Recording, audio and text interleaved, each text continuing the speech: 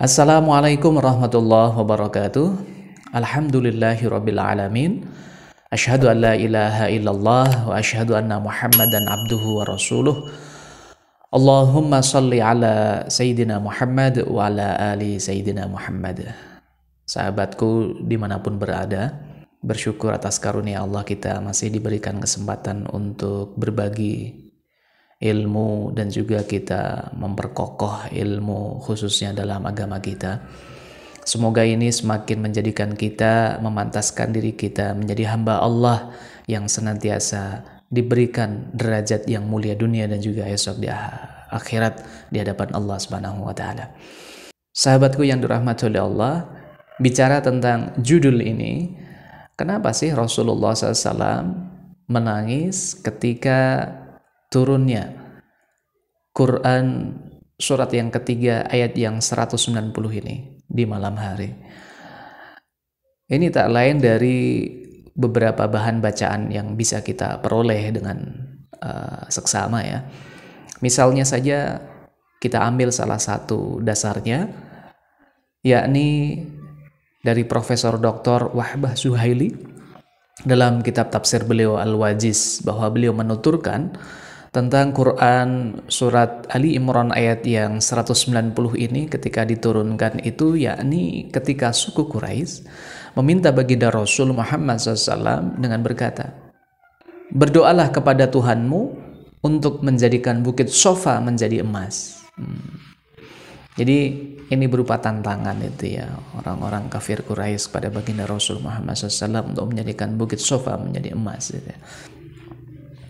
Lantas baginda Rasul Muhammad SAW berdoa dan kemudian diturunkanlah ayat ini, inna fi khalqis samawati wal ardi wa ikhtilafil laili wan nahari la ayatin liulil albab. Sesungguhnya dalam penciptaan langit dan bumi dan pergantian malam dan siang terdapat tanda-tanda kebesaran Allah bagi orang-orang yang berakal. Menurut beliau Profesor Dr. Wahbah Az-Zuhaili ini, alasan para kaum Quraisy diperintahkan untuk memikirkan tentang penciptaan dan pembuatan langit dan bumi, pergantian malam dan siang hari, sebab dalam pergantian keduanya dalam waktu yang lama maupun singkat, panas dan dingin, serta peristiwa lainnya yang mengandung dalil yang jelas atas keberadaan, kuasa dan keesaan Allah Azza wa Jalla bagi orang-orang yang berakal sehat. Riwayat tentang penurunan ayat ini diriwayatkan juga oleh Ibnu Hibban, misalnya dalam kitab sahihnya, yakni suatu ketika Bilal hendak azan sholat subuh, ia mendapati Rasulullah Shallallahu Alaihi Wasallam sedang menangis. Bilal bertanya, wahai Rasulullah, apa yang membuatmu menangis? Lantas Rasul Muhammad Shallallahu Alaihi Wasallam menjawab, apa yang dapat melarangku untuk menangis? Sedangkan telah turun kepadaku malam ini ayat, sesungguhnya dalam penciptaan langit dan bumi dan pergantian malam dan siang terdapat tanda-tanda kebesaran Allah bagi orang-orang yang berakal. Kemudian beliau bersabda, celakalah bagi orang yang membacanya namun ia tidak merenungkannya. Sahabatku rahimani wa rahimakumullah, sementara perintah untuk memperhatikan pergantian malam menjadi siang menyimpan sebuah pesan tersendiri. Misalnya kita ambil dalam penjelasan dalam tafsir Al-Misbah, sang mufasir menyebutkan bahwa pergantian warna langit menjadi biru kesenja dan gelap merupakan sebuah kejadian alam yang sangat menakjubkan. Tabarakallahu ta'ala. Bahwa ahli tafsir menjelaskan dalam kitab tafsirnya, memberikan isyarat tentang fakta-fakta kosmis yang menunjuk pada keagungan pencipta, yakni Allah Azza wa Jalla.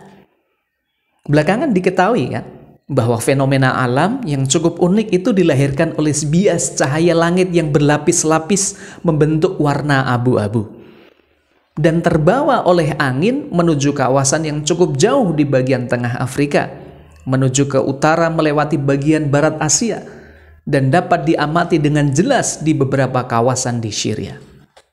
Sahabatku yang dimuliakan oleh Allah, peristiwa itu bisa ditafsirkan bahwa partikel-partikel halus debu yang berterbangan di angkasa telah menghalangi radiasi matahari, dan ketika semakin menipis warnanya berubah merah, kuning, dan seterusnya. Masya Allah, tabarakallah, keindahan, kebesaran penciptaan Allah Azza wa Jalla pantas menjadi perenungan bagi orang-orang yang memiliki akal sehat. Ayat ini mengajak kita sesekali untuk mengamati langit, gitu ya. Ada kalanya kita tidak hanya disibukkan dengan hiruk-pikuk kesibukan duniawi saja. Dalam artian hanya melihat kanan dan kiri saja, gadget kita saja. Tapi sesekalilah di waktu-waktu yang disebutkan tadi kita amati langit. Betapa luas dan besar penciptaan Allah Subhanahu wa taala di alam semesta ini.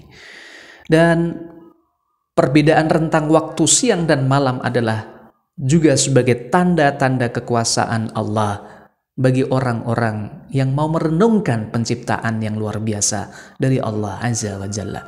Ya, sahabatku yang dirahmati oleh Allah, inilah kenapa kita harus terus untuk mengkaji, mentadaburi, mengambil hikmah yang selanjutnya kita bisa melaksanakan perintah ataupun juga pesan-pesan dalam Quran sebagai firman Allah, kalamullah dalam kehidupan kita sehari-hari.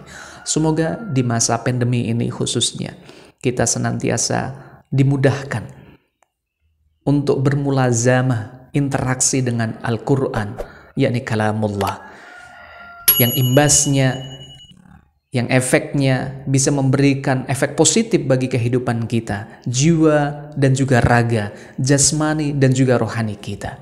Alhamdulillahirabbil alamin. Sukses untuk sahabat semuanya dan kita semuanya, dunia dan juga akhirat. Alhamdulillahirabbil alamin. Assalamualaikum warahmatullahi wabarakatuh.